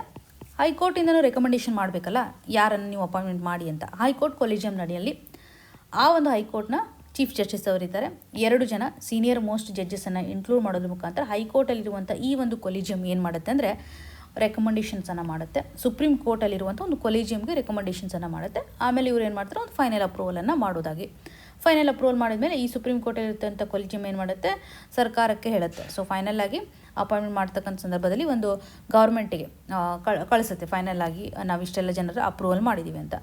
ಗೌರ್ಮೆಂಟ್ ಏನು ಮಾಡ್ಬೋದು ಅಂತಂದರೆ ಒಂದು ಸರ್ತಿ ಕ್ಲಾರಿಫಿಕೇಷನನ್ನು ಕೇಳ್ಬೋದು. ಸರ್ಕಾರ ಕೇಳುತ್ತೆ ಯಾಕೆ ನಾವು ಈ ಮೆಂಬರ್ಸನ್ನು ಆ್ಯಡ್ ಮಾಡಬೇಕು ಅಂತ ಕ್ಲಾರಿಫಿಕೇಷನ್ಸನ್ನು ಕೇಳ್ಬೋದು. ಒಂದು ವೇಳೆ ಸುಪ್ರೀಂ ಕೋರ್ಟ್ ಕೊಲಿಜಿಯಂ ರೀಇಟ್ರೇಟ್ಸ್ ಅಂತ ಹೇಳ್ತಾ ಇದ್ದಾರೆ. ರೀಇಟ್ರೇಟ್ಸ್ ಅಂತಂದರೆ ಅಗೇನ್ ಇವರು ಕಳಿಸ್ಕೊಟ್ಟಿರುವಂತಹ ಲಿಸ್ಟೇ ಫೈನಲ್ಲು ಅಂತ ಒಂದು ಜಸ್ಟಿಫಿಕೇಷನ್ ಕೊಟ್ಟರೆ ಇದು ಸರ್ಕಾರದ ಮೇಲೆ ಬೈಂಡಿಂಗ್ ಇರುತ್ತೆ. ಸೊ ಒನ್ಸ್ ಸುಪ್ರೀಂ ಕೋರ್ಟ್ ರೀಇಟ್ರೇಟೆಡ್ ಆದರೆ ಈ ಒಂದು ಕಂಡೀಷನ್ ಬಂದಾಗ ಎಸ್ ನಾವು ಇದೇ ಒಂದು ಲಿಸ್ಟ್ಗೆ ಹೋಗ್ತೀವಿ ಅಂತ ಸುಪ್ರೀಂ ಕೋರ್ಟ್ ಕೊಲಿಜಿಯಂ ಹೇಳಿದರೆ ಇದು ಸರ್ಕಾರದ ಮೇಲೆ ಬೈಂಡಿಂಗ್ ಇರುತ್ತೆ ಅನ್ನುವಂಥ ಆಸ್ಪೆಕ್ಟನ್ನು ನಾವು ನೋಡ್ಬೋದು. ಇವಾಗಿರುವಂಥ ಒಂದು ಕಾಂಟ್ರವರ್ಸಿ ಸಿಂಪಲ್ ಇಷ್ಟೇ. ಸೀನಿಯಾರಿಟಿಯ ಆಧಾರದ ಮೇಲೆ ನಾವು ಅಪಾಯಿಂಟ್ಮೆಂಟನ್ನು ಮಾಡಬೇಕು. ಜಡ್ಜಸನ್ನು ನೇಮಕಾತಿ ಮಾಡ್ತಕ್ಕಂಥ ಸಂದರ್ಭದಲ್ಲಿ ಸೀನಿಯಾರಿಟಿಯನ್ನು ಯಾಕೆ ನಾವು ಕನ್ಸಿಡರ್ ಮಾಡ್ತಾ ಇಲ್ಲ? ಪರ್ಟಿಕ್ಯುಲರ್ಲಿ ನಿಶಾ ಭಾನುವ್ರಿಗೆ ಸಂಬಂಧಪಟ್ಟಂತೆ ಅವರನ್ನು ಆಲ್ರೆಡಿ ಸೀನಿಯರ್ ಲಿಸ್ಟ್ ನಡಿಯಲ್ಲಿ 3rd ಲಿಸ್ಟ್ ಅಂತ ಈ ರೀತಿಯಾಗೆಲ್ಲ ನೋಡ್ತಾ ಇದ್ವಿ. ಬಟ್ ಅವರನ್ನು ಯಾಕೆ ನೀವು ಇನ್ಕ್ಲೂಡ್ ಮಾಡಿಲ್ಲ ಅನ್ನುವಂಥ ಒಂದು ಕ್ವಶನ್ ಮಾರ್ಕನ್ನು ಕ್ರಿಯೇಟ್ ಮಾಡ್ತಾ ಇದ್ದಾರೆ. ಕೊಲಿಜಿಯಮಲ್ಲಿ ಎಕ್ಸ್ಕ್ಲೂಡ್ ಮಾಡಿದಾರಲ್ಲ, ಸೀನಿಯರ್ ಮೋಸ್ಟ್ ಜಡ್ಜಸನ್ನು ಎಕ್ಸ್ಕ್ಲೂಡ್ ಮಾಡಿದಾರಲ್ಲ, ಎಕ್ಸ್ಕ್ಲೂಡ್ ಮಾಡಿರ್ತಕ್ಕಂಥ ಒಂದು ರೆಕಮೆಂಡೇಷನ್ಸ್ಗಳು ಸಂವಿಧಾನಾತ್ಮಕವಾಗಿ ಬದ್ಧವಾಗಿದೆನಾ, ಸಂವಿಧಾನಾತ್ಮಕವಾಗಿ ಮೆನ್ಷನ್ ಮಾಡಿರೋದನ್ನು ನಾವಿಲ್ಲಿ ಗಮನ ಹರಿಸ್ತಾ ಇದ್ದೀವಿ ಅನ್ನೋದು ಪ್ರಪ್ರಥಮವಾದಂಥ ಒಂದು ಕ್ವಶನ್. ಅಥವಾ ಏನಾದರೂ ಒಂದು ಮೆಮೊರಾಂಡಮ್ ಆಫ್ ಪ್ರೊಸೀಜರ್ ಇದೆನಾ, ಇವರನ್ನೇ ಇನ್ಕ್ಲೂಡ್ ಮಾಡ್ಕೋಬೇಕು ಅಂತ, ಏನನ್ನು ಫಾಲೋ ಮಾಡ್ತಾ ಇದ್ದಾರೆ ಅನ್ನುವಂಥದ್ದನ್ನು, ಮ್ಯಾಂಡೇಟರಿ ಪ್ರೊವಿಷನ್ಸನ್ನು ಬೈಪಾಸ್ ಮಾಡ್ತಾ ಇದ್ದಾರೆ ಅನ್ನುವಂಥ ಒಂದು ಕ್ವಶನ್ ಮಾರ್ಕ್ ಅಥವಾ ಕೋರ್ ಇಶ್ಯೂನ ನೋಡ್ಬೋದು. ಬಿಕಾಸ್ ಇಲ್ಲಿ ಏನಾಗ್ತಾ ಇದೆ ಅಂತಂದರೆ ಕೊಲಿಜಿಯಂನ ಒಂದು ಟ್ರಾನ್ಸ್ಪರೆನ್ಸಿಗೆ ಸಂಬಂಧಪಟ್ಟಂಥ ಕ್ವಶನ್ ಮಾರ್ಕ್ ಕ್ರಿಯೇಟ್ ಆಗ್ತಾ ಇದೆ. ಕೊಲಿಜಿಯಮನ್ನು ಕ್ರಿಟಿಸೈಸ್ ಮಾಡ್ತಾ ಇದ್ದಾರೆ ಆಥರ್ ಅವರು. ಬಿಕಾಸ್ ಲ್ಯಾಕ್ ಆಫ್ ಟ್ರಾನ್ಸ್ಪರೆನ್ಸಿ ಆಗಿರ್ಬೋದು, ನೆಪೋಟಿಸಮ್ನ ಆಸ್ಪೆಕ್ಟ್ನ ಆಧಾರದ ಮೇಲೆ ಸೀನಿಯರ್ ಇದ್ದರೂ ಸಹ ಅವರನ್ನು ಎಕ್ಸ್ಕ್ಲೂಡ್ ಮಾಡ್ತಾ ಇದ್ದಾರೆ. ಒಂದು ವೇಳೆ ಇನ್ಫ್ಲೂಯೆನ್ಸ್ ವ್ಯಕ್ತಿ ಇತ್ತಂದರೆ ಅವ್ರಿಗೆ ಸಂಬಂಧಪಟ್ಟಂತೆಯೂ ಸಹ ರೆಕಮೆಂಡೇಷನ್ಸನ್ನು ಮಾಡ್ತಾರೆ. ಸೊ ಈ ಒಂದು ಹಂತದಲ್ಲಿ ಕೊಲಿಜಿಯಂಗೆ ಸಂಬಂಧಿಸಿದಂಥ ಕ್ರಿಟಿಸಿಸಮನ್ನು ನಾವು ನೋಡ್ತಾ ಇದ್ದೀವಿ. ಇದರಿಂದ ಜುಡಿಷಿಯರಿ ಇಂಡಿಪೆಂಡೆನ್ಸ್ಗೆ ಒಂದು ಧಕ್ಕೆಯನ್ನು ಕ್ರಿಯೇಟ್ ಮಾಡ್ತಾ ಇದ್ದೇನೆ. ರೂಲ್ ಆಫ್ ಲಾಗೆ ಸಂಬಂಧಪಟ್ಟಂತೆ ಆಗಿರ್ಬೋದು, ಪಬ್ಲಿಕ್ನ ಒಂದು ಕಾನ್ಫಿಡೆನ್ಸನ್ನು ಬಿಲ್ಡ್ ಮಾಡೋದರಲ್ಲಿ ನಮ್ಮ ಜುಡಿಷಿಯರಿ ಸಿಸ್ಟಮ್ ತುಂಬ ಇಂಪಾರ್ಟೆಂಟ್ ಅಂತ ನಾವು ಸಾಕಷ್ಟು ಸರ್ತಿ ಕನೆಕ್ಟ್ ಮಾಡ್ಕೊಂಡಿದ್ದೀವಿ. ಸೊ ಈ ಒಂದು rule of law, judiciary independency ಇವೆರಡೂ ಸಹ ಬೇಸಿಕ್ ಸ್ಟ್ರಕ್ಚರಲ್ಲಿ ಇದೇನೋ ಇಲ್ವೋ ಅಂತ ಕಮೆಂಟ್ ಸೆಕ್ಷನಲ್ಲಿ ಮೆನ್ಷನ್ ಮಾಡಿ. ಜುಡಿಷಿಯಲ್ ಇಂಡಿಪೆಂಡೆನ್ಸಿ ಬಗ್ಗೆ ನಾನು ಕೇಳ್ತಾ ಇದ್ದೀನಿ, ರೂಲ್ ಆಫ್ ಲಾ ಇವೆರಡೂ ಆಸ್ಪೆಕ್ಟು ಬೇಸಿಕ್ ಸ್ಟ್ರಕ್ಚರ್ನಲ್ಲಿ ಇದೇನೋ ಇಲ್ವೋ ಅನ್ನೋದನ್ನು ಮೆನ್ಷನ್ ಮಾಡಬೇಕು. ಸೊ ಈ ಒಂದು ಕೇಸ್ಗೆ ಸಂಬಂಧಪಟ್ಟಂತೆ ಜುಡಿಷಿಯರಿಯಲ್ಲಿ ಇರುವಂಥ ಈ ಒಂದು ಕೊಲಿಜಿಯಂ ಸಿಸ್ಟಮ್ ಎಷ್ಟರ ಮಟ್ಟಿಗೆ ಒಂದು ಟ್ರಾನ್ಸ್ಪರೆನ್ಸಿಯನ್ನು ಮೇಂಟೈನ್ ಮಾಡ್ತಾ ಇದೆ ಅಂತ ಕ್ವಶನ್ ಮಾರ್ಕನ್ನು ಹಾಕ್ತಾ ಇದ್ದಾರೆ. ಸೊ ಪರ್ಟಿಕ್ಯುಲರ್ಲಿ ಒಂದು ಸೀನಿಯಾರಿಟಿ ಆಸ್ಪೆಕ್ಟ್ನ ಆಧಾರದ ಮೇಲೆ ಇದು ಕಾಂಟ್ರವರ್ಷಿಯನ್ನು ಕ್ರಿಯೇಟ್ ಮಾಡಿದೆ. ಸೊ ರೀಸೆಂಟ್ಲಿ ಇದಕ್ಕೆ ಸಂಬಂಧಿಸಿದಂತಹ ಜಡ್ಜಸ್ಗಳ ಒಂದು ಕೇಸಸನ್ನು ನೋಡುವಂಥದ್ದಾದರೆ 1993ನಲ್ಲಿರುವಂತಹ ಸೆಕೆಂಡ್ ಜಡ್ಜ್ ಕೇಸು ಸಹ ಹೇಳುತ್ತೆ ಕೊಲಿಜಿಯಂ ಸಿಸ್ಟಮ್ಗೆ ಸಂಬಂಧಪಟ್ಟಂತೆ ರೆಕಮೆಂಡೇಷನ್ಸನ್ನು ಮಾಡುವಂಥ ಸಂದರ್ಭದಲ್ಲಿ ಕೊಲಿಜಿಯಂನ ಆಧಾರದ ಮೇಲೆ ರೆಕಮೆಂಡೇಷನ್ಸನ್ನು ಮಾಡಬೇಕು, ಕೇವಲ CJI ಮಾಡುವಂಥದ್ದಿಲ್ಲ.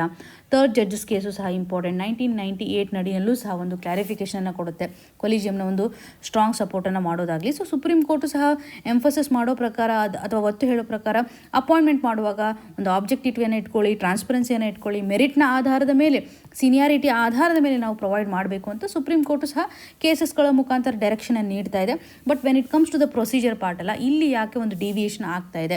ಸೊ ಮೇನ್ಸ್ ಪರ್ಸ್ಪೆಕ್ಟಿವಲ್ಲಿ ಈ ಒಂದು ಕೊಲಿಜಿಯಂ ಸಿಸ್ಟಮಲ್ಲಿ ಇಂಟಿಗ್ರಿಟಿಯನ್ನು ತರುವಂಥದ್ದಾಗಲಿ ಅಥವಾ ಆಲ್ರೆಡಿ ಸುಪ್ರೀಂ ಕೋರ್ಟೇ ಹೇಳಿಕೆ ಕೊಟ್ಟಿರ್ತಕ್ಕಂಥ ಆಧಾರದ ಮೇಲೆ, ಕೇಸಸ್ಗಳ ಜಡ್ಜ್ಮೆಂಟ್ನ ಆಧಾರದ ಮೇಲೆ ಒಂದು ಪ್ರೊಸೀಜರ್ನ ಫಾಲೋ ಮಾಡಬೇಕು. ಎಕ್ಸಿಕ್ಯೂಟಿವ್ನ ಪ್ರೆಷರ್ ಇಲ್ಲದೆ ಟ್ರಾನ್ಸ್ಪರೆನ್ಸಿಯನ್ನು ಮೆನ್ಷನ್ ಮಾಡೋದ್ರ ಮುಖಾಂತರ ಮೆರಿಟ್ ಬೇಸ್ ಸೀನಿಯಾರಿಟಿ ಆಧಾರದ ಮೇಲೆ ನಾವು ನೇಮಕಾತಿಯನ್ನು ಮಾಡಬೇಕು ಅಂತ ಇಲ್ಲಿ ಹೇಳುತ್ತೆ ಅಲ್ವಾ. ಸೊ ಅವುಗಳನ್ನೇ ನಾವು ಫಾಲೋ ಮಾಡೋಕ್ಕಾಗ್ತಾ ಇಲ್ಲ. ಈ ಒಂದು ಸುಪ್ರೀಂ ಕೋರ್ಟ್ ಹೇಳಿಕೆನೇ ನಾವು ಫಾಲೋ ಮಾಡೋಕ್ಕಾಗ್ತಾ ಇಲ್ಲ ಅಂತ ಕ್ವಶನ್ ಮಾರ್ಕನ್ನು ಇದು ಕ್ರಿಯೇಟ್ ಮಾಡ್ತಾ ಇದೆ. ಸೊ ಈ ಒಂದು ಹಂತದಲ್ಲಿ ನಮ್ಮ ಜುಡಿಷಿಯರಿ ಸಿಸ್ಟಮ್ ಯಾಕೆ ಸೈಲೆನ್ಸ್ ಇದೆ, ಕಾನ್ಸ್ಟಿಟ್ಯೂಷನಲ್ ಪ್ರೊವಿಷನ್ಗೆ ಸಂಬಂಧಪಟ್ಟಂಥ ವೈಲೇಷನ್ಸನ್ನು ಯಾಕೆ ಮಾಡ್ತಾ ಇದೆ, ಇಲ್ಲಿ ಅಕೌಂಟಬಿಲಿಟಿಯನ್ನು ತರುವಂಥ ತುಂಬ ಇಂಪಾರ್ಟೆಂಟು. ಮ್ಯಾಂಡೇಟರಿಲಿ ಒಂದು ಸ್ಟ್ರಕ್ಚರಲ್ ರೀಸನಿಂಗನ್ನು ಪ್ರೊವೈಡ್ ಮಾಡಬೇಕು. ಯಾಕೆ ಒಬ್ಬ ವ್ಯಕ್ತಿಯನ್ನು ನಾವು ಇವತ್ತು ಜಡ್ಜ್ ಆಗಿ ಕನ್ಸಿಡರ್ ಮಾಡ್ತಾ ಇದ್ದೀವಿ, ಎಕ್ಸೆಪ್ಟ್ ಮಾಡ್ಕೋತಾ ಇದ್ದೀವಿ, ಯಾಕೆ ರಿಜೆಕ್ಟ್ ಮಾಡ್ತಾ ಇದ್ದೀವಿ, ರೀಸನ್ಸ್ಗಳು ಏನಿದಾವೆ ಇವುಗಳನ್ನೆಲ್ಲ ತಂದರೆ ಆಟೋಮೆಟಿಕ್ಲಿ ಇವಾಗ ಸರ್ಕಾರ ಕ್ವಶನ್ ಮಾಡುವಂಥ ಅವಶ್ಯಕತೆಯೇ ಇರೋದಿಲ್ವಲ್ಲ. ಕೊಲಿಜಿಯಂ ಸಿಸ್ಟಮ್ ನಡಿಯಲ್ಲಿ ಅಕೌಂಟಬಿಲಿಟಿಯನ್ನು ತರೋದು very very important. Mains perspectively importantly collegium ಸಿಸ್ಟಮ್ಗೆ ಸಂಬಂಧಪಟ್ಟಂಥ ಕ್ವಶನನ್ನು ಕೇಳುವಂಥ ಸಾಧ್ಯತೆ ಇರುತ್ತೆ. ಸೊ ಪ್ರಿಲಿಮ್ಸ್ ಆಸ್ಪೆಕ್ಟ್ ಅಂತ ಬಂದಾಗ ಡೈರೆಕ್ಟ್ಲಿ ನಿಮಗೆ ಆರ್ಟಿಕಲ್ ಆಸ್ಪೆಕ್ಟ್ ಆಗಿರ್ಬೋದು, ಜಡ್ಜಸ್ ಕೇಸಸ್ಗೆ ಸಂಬಂಧಪಟ್ಟಂತೆ ಕೇಳ್ತಾರೆ. ಸೊ ಅಪಾಯಿಂಟ್ಮೆಂಟ್ ಮಾಡುವಂಥ ಒಂದು ಪ್ರೊಸೀಜರ್ ಇರುತ್ತೆ, ಯಾರು ಅಪಾಯಿಂಟ್ಮೆಂಟ್ ಮಾಡ್ತಾರೆ ಅಂತ ಡೈರೆಕ್ಟಾಗಿ ಕೇಳುವಂಥ ಸಾಧ್ಯತೆ ಇರುತ್ತೆ. ಸೊ ಈ ಒಂದು ಹಂತದಲ್ಲಿ ಈ ಒಂದು ಇಶ್ಯೂನಲ್ಲಿ ಆಥರ್ ಅವರ ಒಂದು ಕನ್ಸರ್ನ್ ಏನಿದೆ, ಮೇನ್ಸ್ ಆ್ಯಂಗಲಲ್ಲಿ ಯಾವ ರೀತಿಯಾಗಿ ಅವರು ಥಿಂಕ್ ಮಾಡ್ತಾ ಇದ್ದಾರೆ. ಸೊ ಪ್ರಸ್ತುತವಾಗಿ ಕೊಲಿಜಿಯಂ ಸಿಸ್ಟಮ್ಗೆ ಸಂಬಂಧಪಟ್ಟಂತೆ ಒಂದು ಕ್ವಶನ್ ಮಾರ್ಕನ್ನು ಕ್ರಿಯೇಟ್ ಮಾಡಿದ್ದಾರೆ. ರೀಫಾರ್ಮ್ನ ಅವಶ್ಯಕತೆ ಇದೆ ಅನ್ನೋದ್ರ ಬಗ್ಗೆ ಹೇಳ್ತಾ ಇದ್ದಾರೆ. ಇನ್ನು ಮುಂದಿನ ಹಂತದಲ್ಲಿ ಪ್ರಿಲಿಮ್ಸ್ಗೋಸ್ಕರ ವೆರಿ ಇಂಪಾರ್ಟೆಂಟ್ಲಿ ಬೇಕಾಗಿರುವಂಥ ಒಂದು ತಿವಾ ಕಮ್ಯುನಿಟಿಗೆ ಸಂಬಂಧಪಟ್ಟಂಥ ಫೆಸ್ಟಿವಲ್ ಸೆಲೆಬ್ರೇಷನನ್ನು ಈ ಇಮೇಜ್ನ ಮುಖಾಂತರ ಕಾಣ್ಬೋದು. ಇವತ್ತಿನ ಒಂದು ನ್ಯೂಸ್ ಪೇಪರಲ್ಲೇ ಇದನ್ನು ಮೆನ್ಷನ್ ಮಾಡಿರೋದಾಗಿ ಈ ಒಂದು ಶೆಡ್ಯೂಲ್ಡ್ ಟ್ರೈಬ್ಸ್ಗಳು ಎಲ್ಲಿ ಕಂಡು ಬರ್ತಾರೆ, ಇವರಿಗೆ ಸಂಬಂಧಪಟ್ಟಂಥ ಸ್ಪೆಸಿಫಿಕೇಷನ್ ನಾವಿಲ್ಲಿ ಗಮನ ಹರಿಸಬೇಕಾಗುತ್ತೆ. ಪ್ರಿಲಿಮ್ಸ್ ಆಸ್ಪೆಕ್ಟಲ್ಲಿ ವೆರಿ ವೆರಿ ಇಂಪಾರ್ಟೆಂಟ್ ಅಂತಲೇ ಹೇಳ್ಬೋದು. ಯಾವ ಸ್ಟೇಟಲ್ಲಿ ಇವರು ಹೆಚ್ಚು ಕಂಡು ಬರ್ತಾರೆ ಅಂತಂದರೆ ಅಸ್ಸಾಂ ಹಾಗೂ ಮೇಘಾಲಯ. ಶೆಡ್ಯೂಲ್ಡ್ ಟ್ರೈಬ್ ಆಗಿರ್ತಕ್ಕಂಥ ಇವರು ಅಸ್ಸಾಂ ಹಾಗೂ ಮೇಘಾಲಯದಲ್ಲಿ ಕಂಡು ಬರ್ತಾ ಇರುವಂಥದ್ದು. ಇವರ ಒಂದು ಮೊದಲ ನೇಮು ಇವಾಗ ನೋಡಿ, ಇವರ ಹೆಸರು ಏನಿದೆ ಅಂತಂದರೆ ತಿವಾ ಕಮ್ಯುನಿಟಿ ಅಂತ ಕರೀತಾರೆ. ಈ ಮೊದಲು ಅವರನ್ನು ಲಾಲುಂಗ್ ಅನ್ನುವಂಥ ನೇಮ್ನಿಂದನೂ ಸಹ ಕರೀತಾ ಇದ್ರು. ಲಾಲುಂಗ್ ಅಂದರೂ ಒಂದೇ, ತಿವಾ ಕಮ್ಯುನಿಟಿ ಅಂದರೂ ಒಂದೇ. ಇದರಲ್ಲಿ 2 ಗ್ರೂಪ್ಗಳನ್ನು ನಾವು ಗಮನ ಹರಿಸ್ಬೋದು. ಒಂದು ಹಿಲ್ ತಿವಾಸ್ ಅಂತ ಕರೀತಾರೆ. ಹಿಲ್ ಏರಿಯಾದಲ್ಲಿ ಲೊಕೇಟ್ ಆಗಿರುವಂಥ ಹಿಲ್ ತಿವಾಸ್ ಆಗಿರ್ಬೋದು, ಹಾಗೂ ಪ್ಲೇನ್ ತಿವಾಸ್ ಅಂತ ನೋಡ್ಬೋದು. ಪ್ಲೇನ್ ಏರಿಯಾದಲ್ಲಿ ವಾಸವಾಗಿರ್ತಕ್ಕಂಥವರನ್ನು ಹಿಲ್ ತಿವಾಸ್ ಅಂತಂದು ಬಂದಾಗ, ಸೊ ಪರ್ಟಿಕ್ಯುಲರಿ ಬೇಸಿಕ್ ಎಕ್ಸಾಂಪಲ್ ಅಂತಂದರೆ ಕರ್ಬಿ ಆ್ಯಂಗ್ಲಾಂಗ್. ಓಕೆ, ಸೊ ಈ ಒಂದು ಕರ್ಬಿ ಆ್ಯಂಗ್ಲಾಂಗಲ್ಲಿ ಇರ್ತಕ್ಕಂಥವ್ರು ಹಿಲ್ ಏರಿಯಾ, ಮೇಘಾಲಯ ಇಲ್ಲೆಲ್ಲ ಕಂಡು ಬರ್ತಾರೆ. ಪ್ಲೇನ್ ತಿವಾಸ್ ನಡಿನಲ್ಲಿ ಪರ್ಟಿಕ್ಯುಲರ್ಲಿ ಕಮ್ರೂಪ್ ಅನ್ನುವಂಥ ಏರಿಯಾ ಇರುತ್ತೆ, ಹಾಗೂ ನಗಾನ್ ಅಂತಕ್ಕಂಥ ಒಂದು ಏರಿಯಾ ಆಗಿರ್ಬೋದು, ಮೋರಿಗಾನ್ ಅಂತಕ್ಕಂಥ ಒಂದು ಏರಿಯಾ ಆಗಿರ್ಬೋದು. ಸೊ ಈ ಎಲ್ಲ ಏರಿಯಾದಲ್ಲಿ ಪ್ಲೇನ್ ಏರಿಯಾದಲ್ಲಿ ಲೊಕೇಟ್ ಆಗಿರೋದನ್ನು ನೋಡ್ತಾ ಇದ್ವಿ. ಈ ಒಂದು ಲೊಕೇಶನ್ ನೋಡಿದರೆ ಕರ್ಬಿ ಆ್ಯಂಗ್ಲಾಂಗ್ ನಡಿನಲ್ಲಿ ಅಸ್ಸಾಂ ಡಿಸ್ಟಿಕಲ್ಲಿ ನಡೀತಾ ಇರುವಂಥ ಈ ಒಂದು ಫೆಸ್ಟಿವಲ್ ಅಂತಲೇ ಹೇಳ್ಬೋದು. ಕರ್ಬಿ ಆ್ಯಂಗ್ಲಾಂಗ್ ನಡಿನಲ್ಲಿ ಬೇರೆ ಬೇರೆ ಒಂದು ST ಕಮ್ಯುನಿಟಿ ಅಂತ ಬಂದಾಗ, ಸೊ ತಿವಾಸ್ ಇದ್ದಾರೆ, ಕರ್ಬಿ ಇರುವಂತಕ್ಕಂಥ ಒಂದು ST ಕಮ್ಯುನಿಟಿ ಇದೆ, ಹಾಗೂ ಕೂಕಿ, ಇವರೆಲ್ಲ ಒಂದು ಅವೈಲಬಿಲಿಟಿಯನ್ನು ನಾವು ಗಮನಿಸ್ಬೋದು. ಸೊ ಇಂಪಾರ್ಟೆಂಟ್ ಏರಿಯಾ ಅಂತಲೇ ಹೇಳ್ಬೋದು. ಅಂದರೆ ಹೆಚ್ಚು ಶೆಡ್ಯೂಲ್ಡ್ ಟ್ರೈಬ್ಸ್ಗಳ ಒಂದು ಲೊಕೇಶನ್ ಇರೋದನ್ನು ನೋಡ್ತಾ ಇದ್ದೀವಿ. ಈ ಒಂದು ಫೆಸ್ಟಿವಲ್ ಏನಿದೆಯಲ್ಲ ಪರ್ಟಿಕ್ಯುಲರ್ಲಿ ವಾಂಚುವಾ ಫೆಸ್ಟಿವಲ್ ಅನ್ನುವಂಥದ್ದಾಗಿ ಕರೀತಾರೆ. ಸೊ ಈ ಒಂದು ನೇಮ್ ಇಂಪಾರ್ಟೆಂಟ್ ಆಗುತ್ತೆ. ವಾಂಚುವಾ ಫೆಸ್ಟಿವಲನ್ನು ಯಾರು ಮಾಡ್ತಾರೆ ಅಂತ ನಿಮಗೆ ಡೈರೆಕ್ಟಾಗಿ ಕೇಳ್ಬೋದು. ಒಂದು ಫೆಸ್ಟಿವಲನ್ನು ಸೆಲೆಬ್ರೇಟ್ ಮಾಡುವಂಥವ್ರು ಈ ಒಂದು ಹಿಲ್ ತಿವಾಸ್ಗಳಾಗಿದ್ದಾರೆ. ಹಾರ್ವೆಸ್ಟ್ ಫೆಸ್ಟಿವಲ್ ಅಂತಲೇ ಹೇಳ್ಬೋದು. ಪ್ಯಾಡಿ ಹಾರ್ವೆಸ್ಟಿಂಗ್ಗೆ ಸಂಬಂಧಪಟ್ಟಂತೆ ಒಂದು ಡ್ಯಾನ್ಸ್ ಮಾಡೋದ್ರ ಮುಖಾಂತರ ಸೊ ಕಮ್ಯುನಿಟೀಸ್ಗಳು ಹೇಗೆ ಒಂದು ರಿಚುವಲನ್ನು ಪ್ರಾಕ್ಟೀಸ್ ಮಾಡ್ತಾ ಇದ್ದಾರೆ ಅಂದರೆ ನ್ಯಾಚುರಲ್ ಸ್ಪಿರಿಟ್ಗೆ ಒಂದು ರಿಚುವಲನ್ನು ಮಾಡೋದ್ರ ಮುಖಾಂತರ ಥ್ಯಾಂಕ್ಸ್ ಅಂತ ಹೇಳುವಂಥದ್ದಾಗಲಿ, ಗ್ರ್ಯಾಟಿಟ್ಯೂಡನ್ನು ಮಾಡುವಂಥದ್ದಾಗಲಿ ಒಂದು ಸೆಲೆಬ್ರೇಷನ್ ಅಂತಲೇ ನಾವಿಲ್ಲಿ ಗಮನ ಹರಿಸ್ಬೋದು. ಸೊ ಟ್ರೆಡಿಷ್ನಲಿ ಇವರು ಒಂದು ಜೂಮಿಂಗ್ ಕಲ್ಟಿವೇಷನ್ ಮಾಡ್ತಾ ಇರೋದನ್ನು ನೋಡ್ತಾ ಇದ್ದೀವಿ. ಶಿಫ್ಟಿಂಗ್ ಕಲ್ಟಿವೇಷನ್ ಅಂತಲೇ ಹೇಳ್ಬೋದು. ಸೊ ಇದರೊಂದಿಗೆ ಇವರ ಒಂದು ಸೊಸೈಟಿ ಅಂತ ಬಂದಾಗ ಮ್ಯಾಟ್ರಿಲಿನಿಯಲ್ ಸೊಸೈಟಿ ಟ್ರೇಟನ್ನು ಇವರು ಹೊಂದಿದ್ದಾರೆ. ಹಿಲ್ಲಲ್ಲಿ ಇರ್ತಕ್ಕಂಥವ್ರು ಮ್ಯಾಟ್ರಿಲಿನಿಯಲ್ ಟ್ರೇಟನ್ನು ಹೊಂದಿರೋದಾಗಿ. ಇವಾಗ ಸಂಬಂಧಪಟ್ಟಂಥ ಒಂದು ಲ್ಯಾಂಗ್ವೇಜ್ ಅಂತಂದರೆ ಟಿಬೇಟ್ ಬರ್ಮಾ ಲ್ಯಾಂಗ್ವೇಜನ್ನು ಯೂಸ್ ಮಾಡ್ತಕ್ಕಂಥ ಫ್ಯಾಮಿಲಿ ಆಗಿದೆ. ಇವರು ಬ್ಯಾಂಬೂ ಕ್ರಾಫ್ಟನ್ನು ಮಾಡೋದಾಗಲಿ ಅಥವಾ ಕಲರ್ಫುಲ್ ಟೆಕ್ಸ್ಟೈಲ್ ಪ್ಯಾಟರ್ನಲ್ಲಿ ಚೇಂಜಸನ್ನು ಮಾಡೋದ್ರ ಮುಖಾಂತರವಾಗಿರ್ಬೋದು. ಕಮ್ಯುನಿಟಿ ಬೇಸ್ಡ್ ಅಗ್ರಿಕಲ್ಚರ್ ಪ್ರಾಕ್ಟೀಸನ್ನು ಸಹ ಇವ್ರು ಮಾಡ್ತಾಯಿದ್ದಾರೆ. ಟೆಕ್ಸ್ಟೈಲ್, ಕ್ರಾಫ್ಟಿಂಗ್ ಈ ರೀತಿಯಂಥ ಆಸ್ಪೆಕ್ಟ್ ನಡಿನಲ್ಲೂ ಸಹ ಪಾರ್ಟಿಸಿಪೇಷನನ್ನು ಮಾಡ್ತಾಯಿದ್ದಾರೆ ಅಂತಲೇ ಹೇಳ್ಬೋದು. So when it comes to the ಇವರು ಒಂದು ಅಡ್ಮಿನಿಸ್ಟ್ರೇಷನ್ ಆಸ್ಪೆಕ್ಟ್ ಅಂತ ಬಂದಾಗ ತಿವಾ ಆಟೋನಮಸ್ ಕೌನ್ಸಿಲು ಸಹ ಇದೆ. ಇದು ಎಲ್ಲಿ ಕಂಡು ಬರುತ್ತೆ ಅಂದರೆ ಅಸ್ಸಾಮಲ್ಲಿ ಕಂಡು ಬರ್ತಾ ಇರೋದನ್ನು ನೋಡ್ತಾ ಇದ್ದೀವಿ. ಸೊ ಇವರ ಒಂದು ಆಸ್ಪೆಕ್ಟ್ ಏನಿದೆಯಲ್ಲ very very important. So Bihu aspect ಅಂತಲ್ಲ, ಬಿಹು ಆಸ್ಪೆಕ್ಟು ಅಸ್ಸಾಮೀಸ್ಗೆ ಸಂಬಂಧಪಟ್ಟಂತೆ ಇರುತ್ತೆ. ಸೊ ಈ ಒಂದು ತಿವಾಸ್ ಏನಿದಾರಲ್ಲ, ಸೊ ಪರ್ಟಿಕ್ಯುಲರ್ಲಿ ಇವರು ಸೆಲೆಬ್ರೇಟ್ ಮಾಡ್ತಾ ಇರುವಂಥದ್ದು ವಾಂಚುವಾ ಅಂತಕ್ಕಂಥ ಒಂದು festival celebrations. Very important for the prelims ಅಂತಲೇ ಗಮನ ಹರಿಸ್ಬೋದು. ವಾನ್ಶುವಾ ಅನ್ನುವಂಥ ಒಂದು ಪ್ರೊನೌನ್ಸಿಯೇಷನನ್ನು ಕೊಡ್ತಾರೆ. ವಾಂಚುವಾ ಅಥವಾ ವಾನ್ಶುವಾ ಅನ್ನುವಂಥದ್ದಾಗೆ ನಾವು ಗಮನ ಹರಿಸ್ಬೋದು. ಸೊ ಪರ್ಟಿಕ್ಯುಲರ್ಲಿ ಪ್ರಿಲಿಮ್ಸ್ ಆಸ್ಪೆಕ್ಟಲ್ಲಿ ರಿಚುವಲನ್ನು ನಾವಿಲ್ಲಿ ನೋಡ್ಬೋದು. ಕಮ್ಯುನಿಟಿ ಎಲ್ಲಿ ಲೊಕೇಟ್ ಆಗಿದೆ ಅನ್ನುವಂಥದ್ದನ್ನು ಪ್ರಿಲಿಮ್ಸಲ್ಲಿ ಡೈರೆಕ್ಟ್ ಕ್ವಶನ್ಸ್ಗಳನ್ನು ಎಕ್ಸ್ಪೆಕ್ಟ್ ಮಾಡ್ಬೋದು ನಾವಿಲ್ಲಿ. ಸೊ ಇವತ್ತು ಡಿಸ್ಕಸ್ ಮಾಡಿರುವಂಥ ಆರ್ಟಿಕಲ್ಸ್ಗಳು ನಿಮಗೆ ನೀಟಾಗಿ ಅರ್ಥ ಆಗಿದೆ ಅಂತ ಭಾವಿಸ್ತಾ ಇದ್ದೀನಿ. ನಿಮ್ಗೆ ಏನೇ ಕನ್ಸರ್ನ್ ಇದ್ರೂ ಸಹ ಕಮೆಂಟ್ನ ಮುಖಾಂತರ ತಿಳಿಸಿಕೊಡಿ ಅಂತ ಹೇಳ್ತಾ ಆಲ್ ದಿ ವೆರಿ ಬೆಸ್ಟ್. ಧನ್ಯವಾದಗಳು.